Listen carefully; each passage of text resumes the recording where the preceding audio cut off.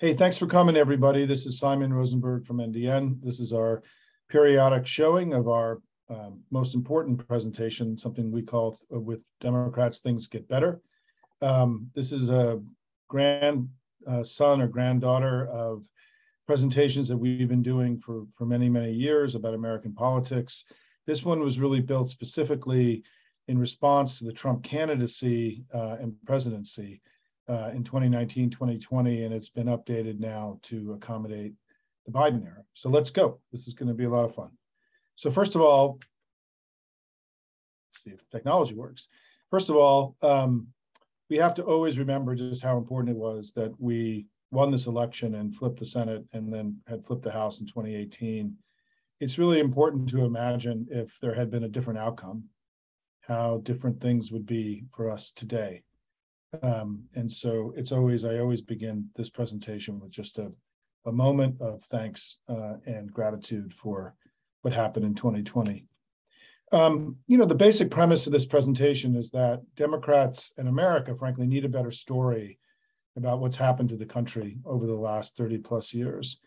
There is this idea that somehow, we have been in some form of decline and in the country, but I think that the real story here is that when the center left has been in power, things have gotten better for America, and when the GOP has been in power, they haven't, and that this basic fundamental reality of what's happened since the Cold War ended and the new age of globalization began is not adequately understood. That when we're in power, we see progress. When they're in power, we see decline. And that this is the fundamental story of our time that has not been adequately told and is certainly not adequately understood. I'm having some techie issues today. So we begin this presentation in 1989 because for me, that's when everything changed. The era before this was we were in a unipolar world, and there were the non-aligned nations and communist nations. And when the Berlin Wall fell and communism collapsed, we became, through the work of two presidencies, we became one world. There was a single global economy, a new geopolitics. And so to me, it's really important to ground our reality today in this, because this was a seminal event. Sometimes we forget how different things were. I'm old enough to know how different things were prior to the Berlin Wall falling and the communism collapsing. And so this presentation really looks at what's happened to the United States since we've entered this new age in 1989. And the world has been transformed. I mean, the changes that have gone on in the world are really remarkable. I mean, whatever your list of these things are, we've gone through just unbelievable transformation.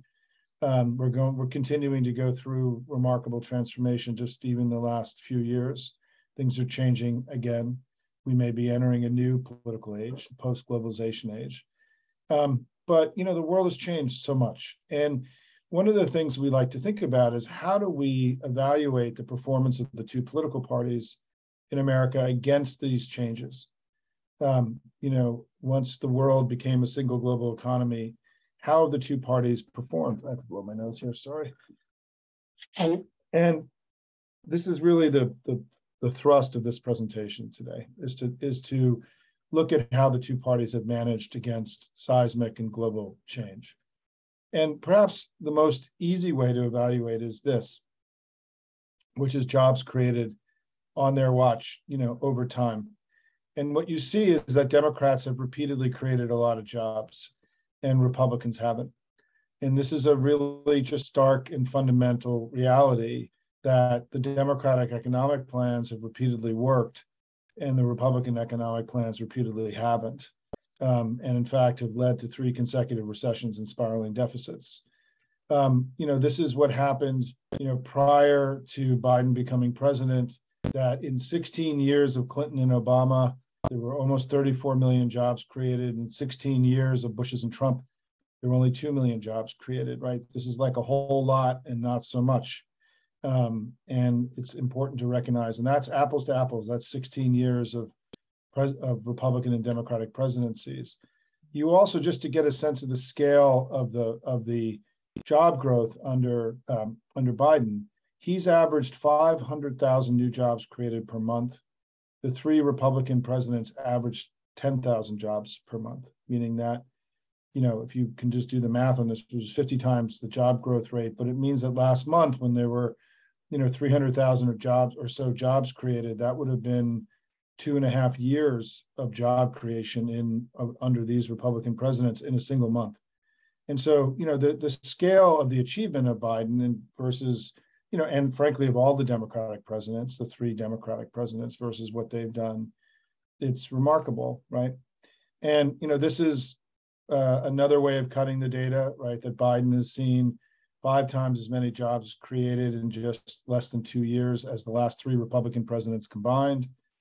And when you add it all up, 96% of all jobs since the Berlin Wall fell have been created under Democratic presidents. And so, I joke I could just stop the presentation here and let you all sit with this data. This is the most important data of the presentation, but it really tells a very powerful story, right? That Democrats have been pretty successful and Republicans haven't, and that we aren't mirror images of the same, we're not mirror images of one another. We're not two sides of a coin. We're actually fundamentally different. There's far more asymmetry than symmetry in our politics. And I think that so much of the political commentary tries to create the two parties as kind of equally virtuous and equally full of vice. And I think that we know that, as this core argument in this presentation, is that that's just fundamentally not true. And let's go through some more data here. GDP growth under Biden has been 3 times what it was under Trump, and certainly higher than either of the 2 Bushes, right? You see what Clinton had 4% GDP growth over 8 years, kind of a remarkable record. And we also know the unemployment rate has dropped under Democrats, risen under Republicans. Again, consistent with all this other data. Under Biden, we've seen, we saw this trend began under Trump, and then it's continued under Biden, which is we've had a record number of new businesses formed under the Biden presidency. It's obviously very encouraging because, the business, if you think of businesses as a triangle, the bottom of the triangle now is much bigger. That's going to be good for long-term job creation and health of the economy. This is an incredibly healthy sign. And we also know that under Biden, we've seen, even though inflation has been too high, wages have also gone way up and are at, way above normal levels here. And that these are nominal wages, right? Not real wages. But this is important because, the typical American is making much more money today than they were. And also their wealth has gone way up. Rob Shapiro has a great piece in Washington Monthly today about how people at the bottom end of the American economy are much wealthier today than they were 2 years ago. And we have, I think, not done a good enough job at explaining all this to people, right? I mean, people haven't fallen behind under Biden. I mean, when your wages are up 7%, you're not falling behind. And then we also know, and this stock market stuff, I realized right before I came on today, I just forgot to update this for this presentation. So just bear with me if some of the data is not exactly correct. This is a few months old. And, but, one of the characteristics of this age is that the markets have gone way, way up. And, we've seen, much bigger stock market growth and equity growth and wealth creation in this age of globalization than we saw previously. And this is really important, right? The country has gotten so wealthy. Our companies were well positioned in an age of globalization to be successful when we went from an economy of 1.5 billion people to 7 billion people, in 1989. Part of what's happened is that our companies were the best equipped in the world to go global, and they have. And their equities they've been very successful, and their equities have been bid way up, and this has made the country extraordinarily wealthy. And the wealth creation during this period may be the greatest period of wealth creation in the history of the country. So, there is no way to look at this and say falling behind or decline, right? This is a sign of enormous success for the country. And, the stock market has grown. This is now, I looked just before we came on here, the Dow's at 30,800. So slightly up under the Biden presidency. It's obviously come down. It's come back in the last few days. So not the kind of growth that we saw under Clinton and Obama. But when you look at this. I mean, the wealth creation in the United States has been largely happened under the Democratic presidents, right? It's consistent with this other data. The Biden number is actually a little bit lower than this now. But, huge stock growth under Clinton and Obama. So all your friends who've made money in the stock market, right, they have us to thank, the Democrats to thank. And on the deficits, we just got new numbers today, which I didn't have time to flow in here, but a similar story, right? The deficits increased under all three Republican presidents. They dramatically fell under all three Democratic presidents. And Biden, well, today, I think it's even more than 8.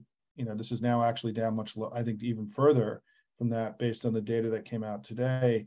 But look at how Trump, you saw the deficit explode under Trump, and that happened prior to even COVID happening and the recession happening, right? I mean, the deficit it went up every year of the Trump presidency, even in an period of economic growth, right? And this is a sign of again, we're sort of getting back to historic norms of the deficit, it's coming down from the elevated numbers in 2020 and 2021. And you can see we're already below 2019 under the Trump presidency. And I just want to point this out for a second, just how dramatic what happened under Trump was in terms of the deficit growing. This is the deficit as a percentage of GDP going all the way back, to the recession, to the 1920s or so. You see the deficit goes way up during the war. We did deficit spending. It came back. We had surpluses here. And then we get to it sort of bounces around here, right? And then in 1980, right, you start to see a big change. And this is when conservative economic policy started getting enacted, where tax cuts happened when spending cuts didn't. We saw the deficit get up significantly under Reagan, right? This is, Clinton got us to surplus. Another Republican president, the deficit goes way up. Another Democratic president, takes it back. This is Bush starting to get it back. Then Bush sees the deficit go down. Obama gets it back here. But then Trump sees this, incredible explosion of the deficit. Look how much bigger this is during the entire post-World War era. It was almost, it's 6-7 times the average, right, of this era. And it just reminds all of us that he is the most fiscally profligate president of the modern age in the country. And this idea that somehow they're the party of fiscal rectitude and we're the party of wild spending. I mean, it is, one of the big lies of our politics. I mean, this is another, what happened under Trump, right? The deficit went way up. It was going up every year because he cut spending so much for wealthy people in his tax cuts in 2017. And now we've seen the deficit come down. And then what matters for Democrats is not just wealth and all the other things, but just the distribution of that income and that wealth. And, again, we see a similar story that under Democrats, people's incomes went way up and didn't go up nearly as much under Republicans. And, another way of cutting it is median earnings, right? Again, went up. And I will say that, look, incomes have gone up in America, right? People are wealthier, they're making more money today. Their incomes have gone up, their wages have gone up, their earnings have gone up, people have more wealth today, but it's just not enough, right? I think we can't be satisfied with this. I mean, I go back to the stock market, and the stock market has gone up.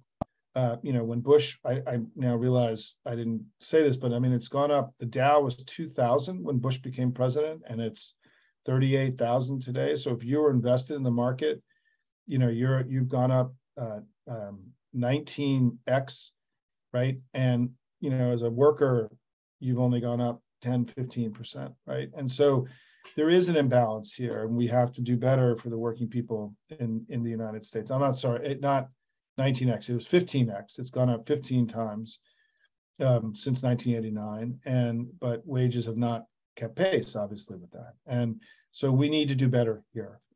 I really want to talk a little bit just want to take a sort of a step back as we go through this data to talk about this, which is the Great Recession. I think we don't really talk enough about what happened during the Great Recession. It was a searing event for American families. And you can see this is median wealth over time. And median wealth almost almost doubled during this period, right? People were making more money, and this is not average, right? This is median, and if you need me to explain, that means it's right in the middle. So people were making money, their wealth increased dramatically during this period. I mean, this is an incredibly positive thing. And then boom, right? The Great Recession came, housing prices came way down. There was a housing bust, right? Look at the wealth loss here. And if you think about what's the explanation for Trump and for the radicalization of the Republican Party, I mean, if you're looking for one thing, I mean, this is it, right? I mean, this is a unbelievable shock to the system, where people who were older knew that they were never going to be able to recoup the kind of wealth they had for the rest of their lives. The people who were less educated, it's sort of more closer to the end of their work life, they knew that loss meant that they were going to be down, forever after that. And so these kinds of economic shocks are the kinds of things that can breed, radical politics and extremism in any country, right? We know that from history. Europe, by the way, when you spend time in Europe, Europeans talk about the Great Recession far more than we do. It's sort of absent from our understanding of our modern journey. And I think that, we've sort of written this out of our collective history book in some way.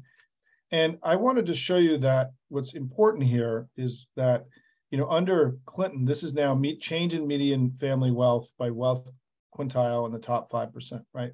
So under Clinton, you saw people at the bottom gained, right? Then we started having, Bush comes in and people, very wealthy people gain here much more than everybody else. I mean, remember, this is a Democratic president here for the most part, right? What we did.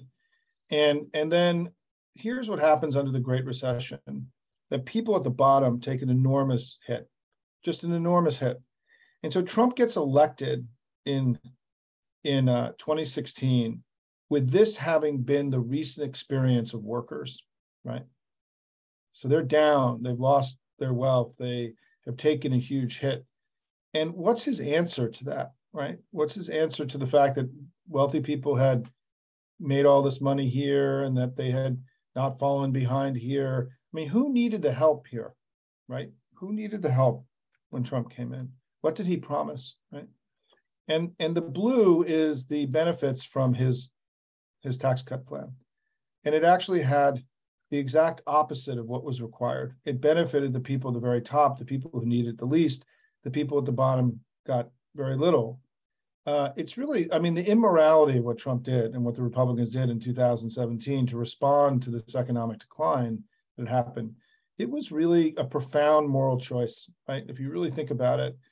And this is the distribution of the benefits of the American Rescue Plan under Biden, which is the exact response that you would have expected having looked at all that data years later, right? And perhaps too late for us in the midterms. We'll see what happens in the midterms. But the kind of policies that we've enacted are going to really help working people for a very long time. But it is amazing how when I first saw the slide and looked at this data, I really just the choices Republicans made and who they're beholden to and their understanding of their role in society, to me, was made very stark by this set of charts that I've showed you today. And so there's so many other signs of progress in this era, right? We have today, in the last few months, we've had the lowest peacetime unemployment rate in since World War II, the lowest uninsured rate, the lowest poverty rate, right? We've seen gains in this market. We've seen huge increases in high school graduation rates, minority college attainment rates. Crime rates have been cut in half in America from where they were a generation ago. The crime rates of immigrants and undocumented immigrants are way below the general population. So it's not like we've developed a criminal underclass of immigrants that have come in, even though that's the narrative from the Republican Party. And the undocumented immigrant flow into the United States plummeted up until recently. And during the Obama and Biden presidency, the undocumented population in the US actually declined, right? So this whole idea of open border, we actually saw a decline of the undocumented population. And to me, one of the greatest successes, and I realize now I have new data here, I didn't update this, but we're now under, we're now at the lowest ever here. If we had extended this outward, we'd be, I think we're at like 9.8. I mean, so the ACA has been a wildly successful program, cutting the uninsured rate in half in a very short period of time. And we now have more people with health insurance today than ever in American history. And it's an amazing achievement. And as I mentioned earlier about the decline of undocumented immigrants under Obama and Biden, this is a show that, this is the estimated number of unauthorized immigrants in the United States. And this is why the whole open border argument was always so fundamentally absurd. And the fact that Biden has continued to remove unprecedented number of people out of the country. And we can talk about this in the Q&A. I don't want to dwell on this because this has become a much bigger issue in recent months than it was earlier. But this is again a refutation of this basic idea that Democrats were for open borders. But we have to recognize that this has happened, right? So that while we had the market booming, we have lowest poverty rate, lowest uninsured rate, lowest peacetime unemployment rate, record new business formation in the United States continuing. We had more, 2 months ago, we had more open jobs per unemployed people ever recorded, since that was a recorded statistic. We've seen incomes go up and wealth go way up, right?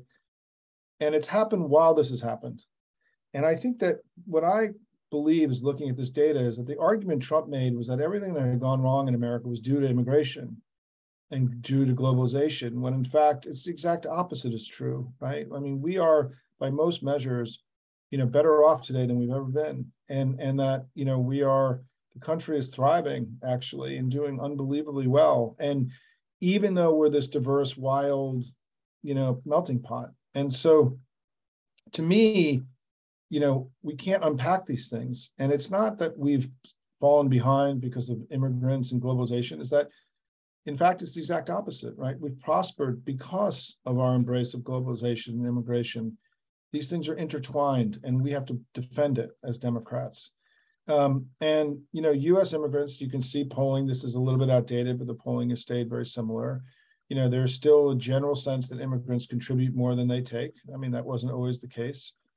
And on globalization, we know that Democrats are still very open to globalization, Republicans far less so. And the reason why is that our voters tend to be younger and more connected to the immigrant, or more recently connected to the immigrant experience. And there's an expectation of access to the world out there, right? That's what it means to be an American. And whether you're a gamer and playing with people from all over the world, or somebody who's in the business world who travels, is that, this openness of our society has been essential to our success. And we've not only been successful as a governing party, we've also been successful as a political enterprise. I mean, when I went to go work for the Clinton campaign in 1992, we had lost 5 out of the last 6 presidential elections, some of them by historic margins. We were not successful as a national political party. And the goal of Bill Clinton and the people around him, called the New Democrats, were to make us competitive in national elections again. And since we won in 1992, Democrats have won more votes in 7 out of 8 elections. And that is the best run, popular vote run of an American political party in our history. And as you can see at the bottom, I mean, these are the averages. The country, we have, we've been beating them by about 4 points. The Republicans have not broken, have only broken 48% in a national election one time since the 1980s. So this is a remarkable run. I mean, we've been successful politically, successful from a governing standpoint. And, we've seen the party ID tells the same story. For most of this period, since 1989, there were just more Democrats, people more affiliated with our party than with the Republican Party. And I think that if everything I'm saying is true, right, that younger people in America have experienced sort of good Democratic presidents and also not so good Republican presidents, then you would think that younger people would be more Democratic, right, just from lived experience. And that's exactly what you see here, is that young people, this is people under 45, are much more Democratic now. There's been a structural shift. This group used to be up for grabs. Now there's been a shift where younger voters have become substantially more Democratic. The warning sign for us in this midterm is the 2 bad midterms we had. We lost our big margins with young people. And this is something we have to keep in mind when we're up over 10 points, 12 points, 15 points. Look at 2018, very proud of this. I was at the DCCC in 2018. It was our best showing.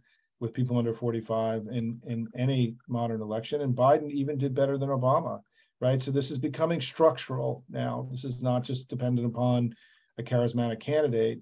And among 18 to 29-year-olds, it's even more acute, right? You've seen this enormous shift.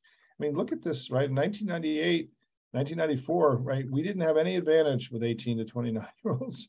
And look what's happened here, right? There's been a big shift. I think this is because this is based on the lived experience of young people, that Democrats have been good and Republicans have been not so good, during this period. And when you look at the shares and margins for young people here, right, you can see that, we're getting enormous margins of people under 45 years old. I mean, we lose older voters, and the size of these margins is really critical for us in terms of being successful. And it's going to be really important this year. And so far in the early vote, I just want to say the data that we have, young people are voting at a lower rate right now than they did in 2018 and 2020 in the early vote. We have to be a little bit worried about that. It's not determinative, but it's also not a great sign right now. Why does this matter so much? Because if you look at how the electorate's changing, this is the younger generations are becoming a bigger and bigger portion of the electorate. And older, this is where Republicans are strong. This is a declining part of the electorate. This part of the electorate that's growing is our team, our folks, right? But a warning sign. I want to say that, I just showed you all that compelling economic data, 96% of all jobs, wages, all those things, right? We've done a really good job. In the 2020 election, based on the AP Votecast poll, Biden was crushed by Trump on the economy. And if you look here, COVID, the people who pick COVID as their number one issue, Biden beat Trump badly here. But among people who picked jobs, Biden lost 4-1 here. I mean, this is an enormous warning sign that he went into his presidency in a weakened position on the economy. And on this simple question, remember when this question was asked, we were in the middle of a terrible recession, right? America lost jobs in 2020, first, and the economy was in a tailspin. And yet Trump beat Biden, on the simple question, who's better able to handle the economy? This was a blinking red light, right? This data was a blinking red light that we were in a structural deficit here, despite everything that I showed you, by the way, right?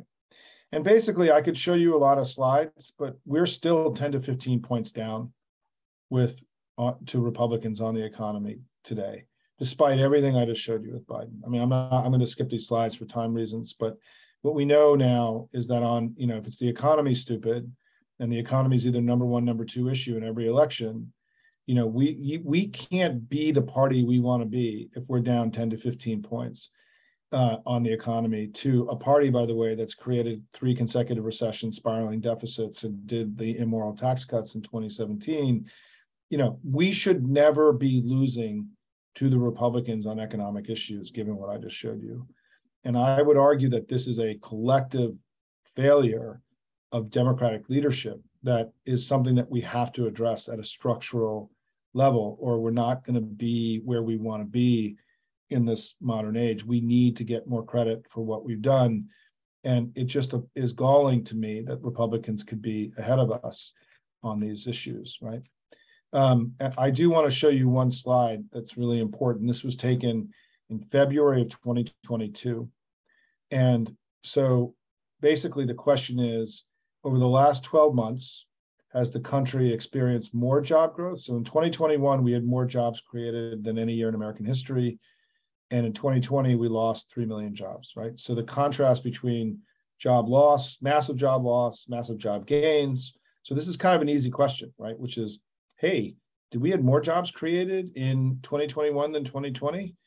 And only 19% of voters knew that more jobs had been created in 2021 than in 2020. That's a little bit like not knowing in 1946 that America won World War II, right? I mean, this is kind of a sky is blue, sky is red kind of question. And in fact, more voters thought that we had job loss in 2021 than in 2020.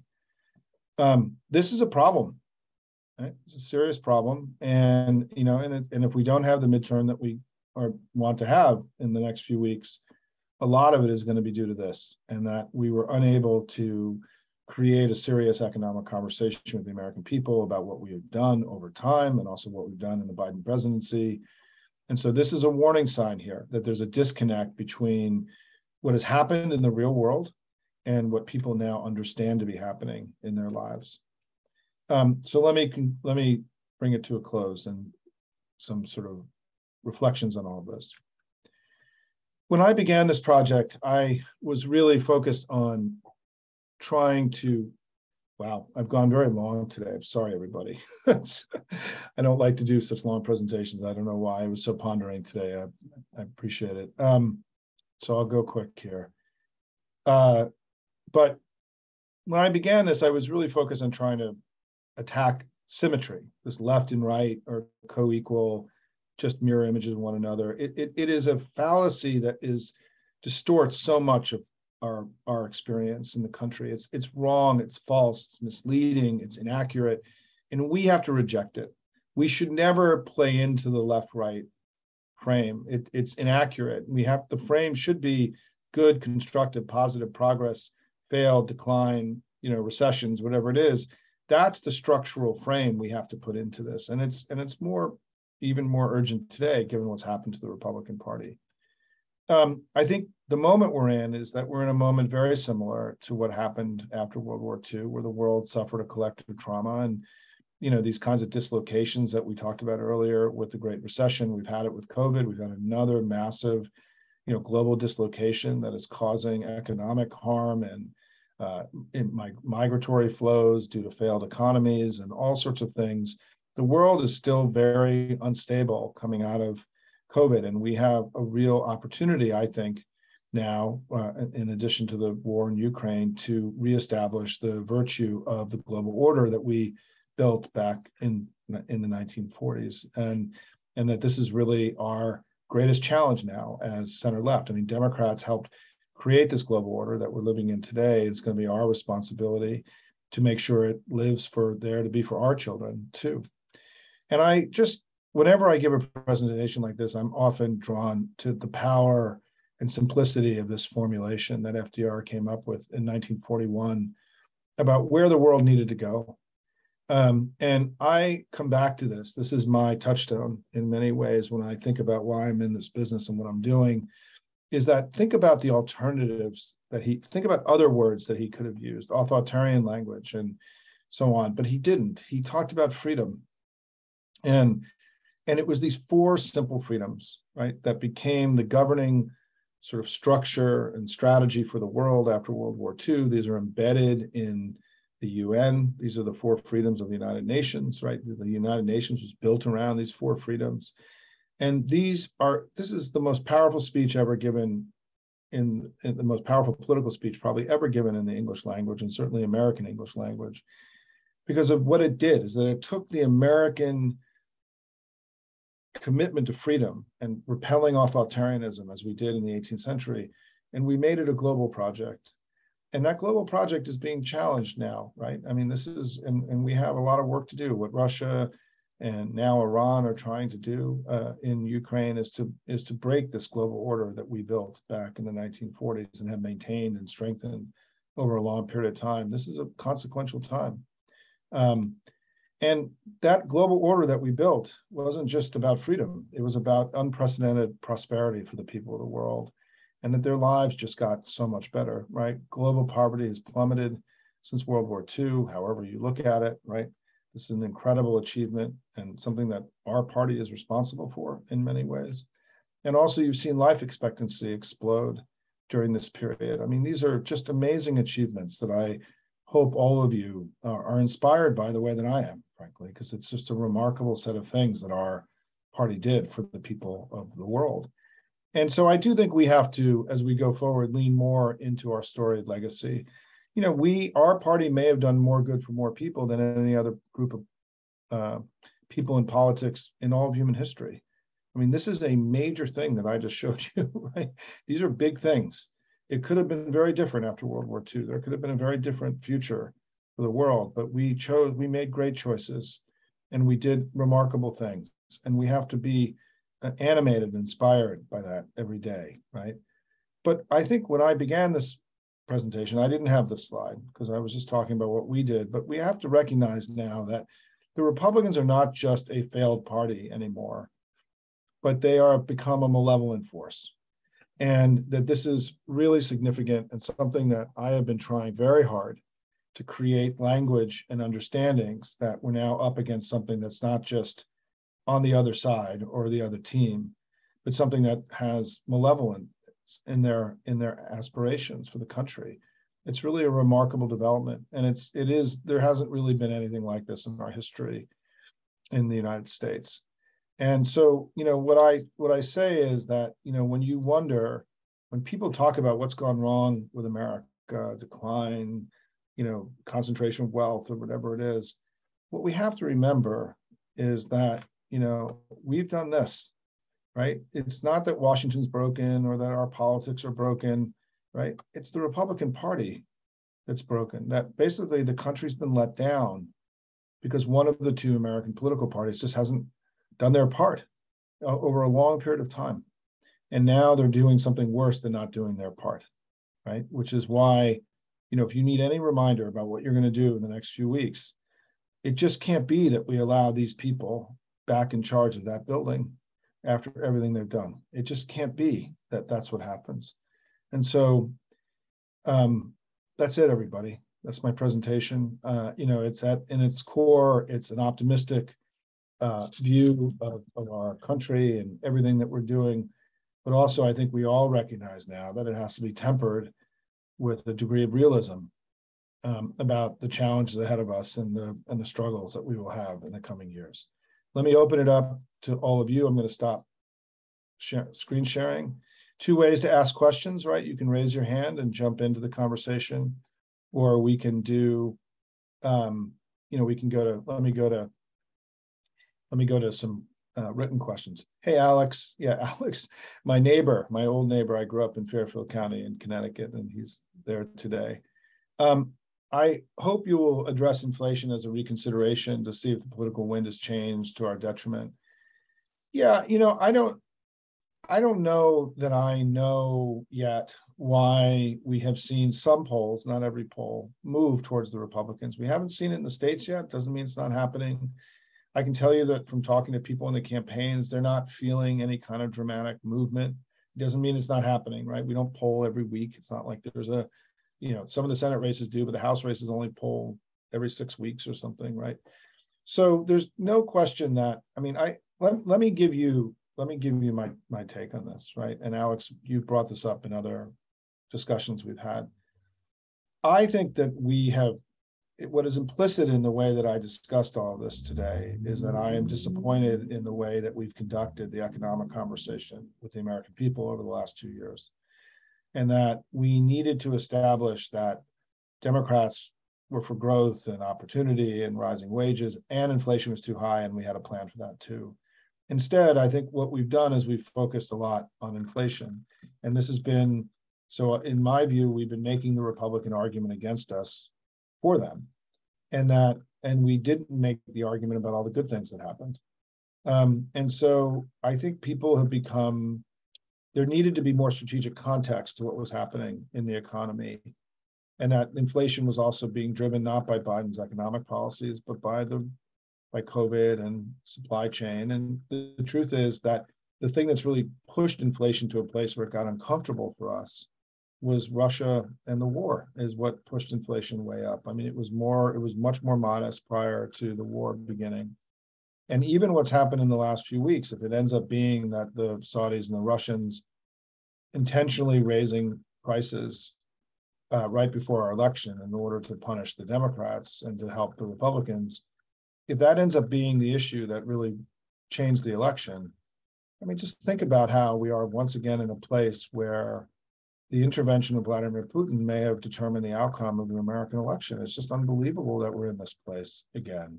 It's unbelievable that the Republicans are willing to put themselves in a position to be potentially, owe somebody who calls in, dirty favors, right? And compromises the national interest of the country. And so this is a terrible potential thing that's happening. And Joe Biden has zero responsibility, right, for rising gas prices right now. Zero responsibility for that. And it's because of the malevolent declining petro dictatorships around the world. I mean, I think what I just want everyone to know is that we could talk about Ukraine for a long time. And my view is Ukraine is a lot of things, right? It's a last sort of land grab of a declining power. It's a dangerous potential nuclear confrontation. It's a battle over the future of the West versus, liberal democracy versus autocracy. But it's also a climate war. I mean, part of what's happening here is that that by us passing our massive climate bill a few months ago, we have now accelerated the transition from fossil fuels. We've accelerated, we have now moved up the date where Saudi Arabia and Russia and other petro dictatorships will no longer have the kind of sway over the world that they have. That climate bill was a big deal. And it is possible that, the big question about the climate transition was always going to be that would the incumbents, would the oil and gas companies, would the petro dictatorships, would they play ball? Would they go along? Would they start investing in cleaner energy? Would they make the energy transition with us, or would they fight? And what we're learning is they're fighting. And, and that's part of what Ukraine is about. That's part of what this reckless thing, or the Republican Party are asking foreign governments to raise prices, gas prices on their own consumers in order to win the election. It's a tragedy for the country. And I think, again, I think we could have done a better job at contextualizing all this and explaining to the American people what's really happening here. Yeah, I mean, Robert asked a simple question, which is, why aren't we winning the economic argument? And Robert, I don't know. You can't score unless you shoot. You can't win an argument unless you make it. And we are not adequately engaged in this. We're not. I mean, we ended up spending almost all of our economic conversation with the American people in the last year basically apologizing for inflation. And we could have done that, right? It doesn't mean we didn't have to do that, but that was not the priority. The priority was to help people understand that, yes, inflation was too high, but all these other things, all these good things that happened too, right? I mean, imagine how many people do you think today know that we have experienced in recent months the lowest poverty rate, the lowest uninsured rate, the lowest peacetime unemployment rate since World War II, right? Do you think anybody knows that? I mean, I don't think anybody I even work with knows that, right? And so there's been a failure of communications here. I mean, for those of you who know, I've been doing this presentation, making these same arguments since 2019. Simon has made these arguments publicly in all my writing and commentary. Simon has made these arguments to people in power in Washington. So I'm not been shy about this. But we're not where we need to be. And there's an urgency to this now going forward, particularly if we are going to go into recession early next year. Heather, let me get to your question. Oh, there is a hand raised. Heather, let me pull you in here. Heather, you should be able to speak. Go ahead, Heather. Yeah, no, maybe I'm wrong. I mean, I'm on Twitter a lot, which I know is not the whole world, but I feel like part of the reason the economic message doesn't get out is because the mainstream media had literally been talking about inflation since last fall. I mean, CNN was running, things on gas, showing like the most expensive gas station in DC, or a family of 10 now having to pay more for milk. And I feel like that's the huge block. I feel like I see economic messaging all the time, but also voters just read clickbait headlines, right? They don't even read it. Well, let's talk about this for a second, Heather, because this is actually I appreciate you raising this, because this is I did a recent, on our site, there's a interview I did with Tara McGowan, who runs an organization called Courier, and Tara is an internet digital pioneer in our family, and has, like me, I started my career as a TV producer and writer. I worked for ABC News. I had primetime production credits and writing credits in my 20s. I mean, I grew up in the media business and then made the transition to this. And a lot of my work in politics has been around language and argument and narrative and messaging, right? And the execution of it, right? I was in the war room 30 years ago. I helped invent modern communications in the Democratic Party. And I think that we are particularly now in the last few months where we've seen, CNN, but it has been taken over by a conservative, and it's no longer, and there's evidence that it's moving to the right, as if there's space there for them, which I can't really understand. That Twitter now could be owned by somebody expressing enormous sympathy towards Donald Trump and Vladimir Putin, and that could be as early as next Friday. And that we're running out of, and then MSNBC, which is sort of the biggest kind of progressive asset, the biggest talent on MSNBC is a former Republican congressman. The person who's perhaps the second most important anchor is also a former Republican. And so it's not the antidote to Fox News. It's somewhere in between. And I think that there is an effort underway to essentially take all the media properties in the country and turn them into conservative assets. And so, I think I'm worried about it, right? And I think that we were already at a deficit in terms of them having Fox and all the amplification that they have and all the various magazines and TV networks and just the unrelenting, unbelievable propaganda coming out of the right every day. We don't have anything on our side, right? Like there's nothing. We have no media assets, right? I mean, we have Pod Saves America. We've got podcasts, right? That are kind of sprouting up. We've got this Courier project, which you should look into, which is still in its infancy.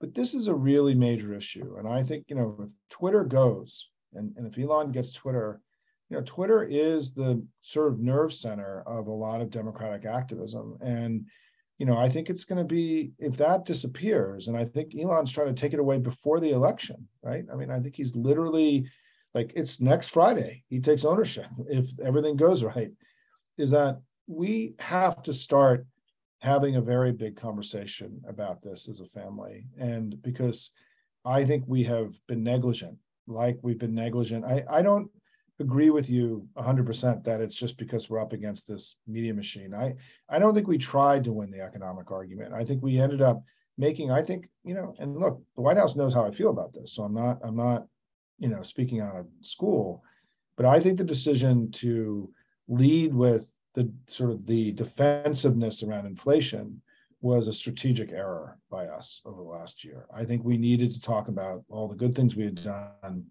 and then say, and inflation's too high and we have a plan for that. But by starting with inflation, what we were doing in sort of basic, one-on-one narrative building, messaging, right? The basic stuff you learn in politics, you never start what you're saying publicly by repeating the attack against you.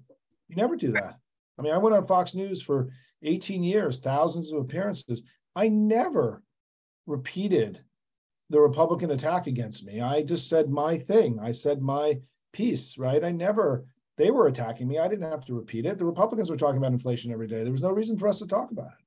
And there became this thing in our family where, oh, no, Joe Biden has to show sympathy in order to open the door to talk about the broader economic issues. I just disagree with that. I mean, I know that there were very powerful pollsters and consultants in our family making that argument, and I think they were wrong. And I think the administration made a mistake in how they handled this stuff. And I think it was a potentially costly mistake. But I'm hoping, what I'm advocating now is that next week, the third quarter GDP report comes out on next Thursday. It's going to be up 2 to 3%. It's going to be a good report by all indications. And it will give us a final opportunity to talk to the American people in the final closing days of the election about how far we've come and how much better things are. And I think that I'm hopeful that we can move the needle a little bit on this stuff in the final 10 days. But we have to get smarter and better about all this. I mean, it's both a structural thing, as we were talking about. I mean, there's two different pieces of this. There's how to win arguments and how to engage in arguments over time, right? It's not about messaging. I don't like the concept of messaging because messaging to me is ephemeral and it feels not grounded in belief and passion. I think it's about arguments, and it's arguments over time. It's narratives and stories that we tell each other. And I think we end up being far too tactical as Democrats. We have laundry lists of things that we do. We're not telling a story. And the story is that Joe Biden has been a good president. He's led us through difficult times. The country was facing unbelievable crises when he came in. You know, our government was almost overthrown. We were unprecedented pandemic. And he's led us with a steely hand through this. And today we're much better off. I have been advocating for months that there needed to be $50 million of ads telling that story in helping the American people understand how far we've come. We didn't do that. I think that was not smart. And I think the candidates on the ground needed more help. They needed more ability to contextualize the election. And so, you know, and particularly given the noise machine on the other side, right, which takes any little thing and blows it up into something, you know, massive. They have the power to do that, and we don't. And so it's two things, right? We have to be better at understanding how to win arguments, and we need better tools over time to win them as well. And I just encourage you to watch the interview that I did with Tara McGowan, because it's all about the tools and the pieces of like, how do we, you know, draw even now, right, with everybody. And so Heather, thanks for the question. And it's, you know, and it's and look, in terms of the election, and let me try to, there are a few more questions, but let me come back here, is that you know, I was more optimistic a few days ago. Some of the national polls have definitely shifted. I'm not giving up, because I think the thing we don't know is whether or not, you know, the polls all underestimated our performance in the 5 House specials that we just saw and in Kansas. So my hope is that, you know, and what we're seeing in the early vote is we're seeing extraordinarily high voting levels, and we're seeing Democrats outperforming 2020 and 2018 in most of the major battleground states. And so far, the early vote numbers are very encouraging. And if you can go to my Twitter feed today, I did an interview yesterday with a podcast that I'm kind of hanging out with for the final few weeks of the election called Deep State Radio, where we interviewed Tom Bonnier, who launched a new site yesterday called Target Early, which I encourage all of you to bookmark and go there, you know, during the day. They update it once a day. They just updated it a little while ago. And it has, you know, all the early vote numbers, and you can compare it to at this day in 2020 and this day in 2018, and you can break it out demographically, and he explains how it all works. I mean, there's a little bit of magic in this, but it's you know, this guy's a data nerd, and it's a good site. And the data that we have today is that we're running above our 2020 performance in these states, in these big battleground states, you know, by 1, 2, 3, 4 points, 5 points. And why that matters is that we won the last election by 4.5 points, right? So for us to be above that is good. And so the early vote data so far is really good. It doesn't mean we're going to win, right? But it's not bad, and that's important, right? This data could have been bad. You don't know, right? You go to the field of poll, people start voting, you have no idea what's going to happen, right? You really don't, right? You have some inkling, you have some understanding, but people surprise us all the time, right? And the good news is, so far, the early vote numbers are, you know, consistent with us having a good midterm. And so I'm not in a place of despair. I'm in a place of concern, perhaps. I'm a little worried about what we've seen in the last few days.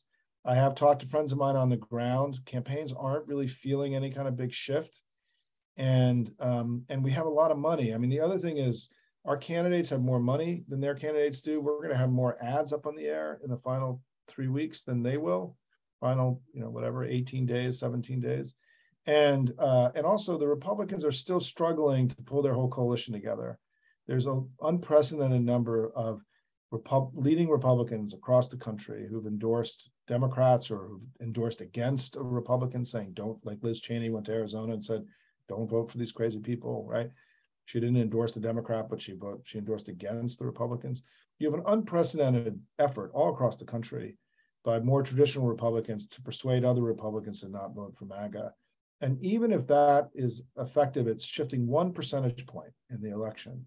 It could be the difference between us winning and losing the House. So, and Senate. So I'm encouraged by that. There's a lot of reasons to be encouraged by what we see. However, we cannot deny that there has been a shift in the polls in the last few weeks. I mean, the last 10 days. What caused it? I mean, the only proximate cause to me is the increase in gas prices, which of course would be, horrible for the country if somehow MBS and Putin believed they had the ability to intervene in our election and throw the Democrats out of power. I mean, the geopolitical implications of that are just not great, right? Not a great thing. Let me go to, I got a couple more questions. Alex, I'm going to go. Okay, so let me end with this because it's a great, oh my God, it's 2:00. I've been rambling today. I'm a little tired. I've had a crazy week. I don't know if I sound tired. I probably do. Let me end with this. Here's what you should do to make a difference in the final 17 days. The most important thing is you need to vote early. Voting early is really important, and you need to get everybody you know to vote early, either by mail or in person, if your state allows it. And the reason why is that when you vote early, you actually increase Democratic turnout because it allows us to now move our GOTV machine to lower propensity voters. So it actually creates more Democrats. It also allows our elections to run smoother. So Republicans have less ability to screw around with it, right? Third is that it creates this bandwagon effect. So if we have more episodic voters in our party, we have more voters than they do, but we have more infrequent voters or irregular voters. And so turnout in a midterm really matters for us, right? And if people see that other people are voting, right, it creates this bandwagon effect, like, hey, they're voting, I gotta vote too. That's really important for us. So vote early. Second thing is, make your calls or if you like to go door knocking in your community or in a battleground state, do that. The most important grassroots activity at this point is canvassing. It's the most important. If you can't canvass or you're in a place where the canvassing isn't going to matter, there's not a swing district or state, then you can make phone calls into any district in the country. Now we have new technology that allows you to make GOTV calls where you're just calling Democrats and ask them to go vote, giving them information on how to early vote and so on. I've done this in each of the last 2 elections. This is stuff really matters to people. You actually get to talk to people. They're often very grateful. So make calls. And the DNC, it's on my Twitter feed today. I tweeted it out. You can also find it on the DNC. You also can just email a campaign. They'll tell you how to volunteer. And then finally is giving money matters. And what I would recommend is that, go to the DCCC website, pick 5 House races, whoever just fits your bill, right? You want to only support women, great. You want to support veterans, great. Whatever it is, you want to only support Westerners, great. You pick 5 people, give them $50, right? Call it a day. The money goes furthest in the House races. That's where it matters the most at the federal level, right? If you've got state races you want to give to, do that. That's great too. But we gotta keep our pedal to the metal. And I want to end on a very optimistic note. And just to close with this is that I'm very proud to be part of this party. I'm very proud that we are all part of, what may be the most important political group that has ever existed in human history. We've done more good for more people than perhaps any other political group there's been. But we're being tested now. We have big things we need to do. The country is in peril. It's in peril. And we have to stay engaged. And we can't, despair is not an option. Frustration is not an option. It's self-indulgent, right? Think about the Ukrainians. I think every day, my grandfather came from Ukraine, by the way, and Rosenberg. And I think every day about how do they get up every day and go to work? How do they not give in to despair? How do they not give in to the tragedy of what's happening, their friends being killed and their cities being ravaged? If they can get up every day and go to work and do their stuff, then we can too. I mean, it's the least we can do. It's who we are. We're Americans, right? Despair, frustration, anger, anxiety, it's not an option. It's self-indulgent. We don't have the ability to give in to those emotions. We have to stay positive, do the work, because our country's counting on us. The people of the world are counting on us. Our children are counting on us. And we got to get this done, everybody, right? So work hard, close strong. Thank you for being with us today. And if you enjoyed the presentation, please let other people know about it.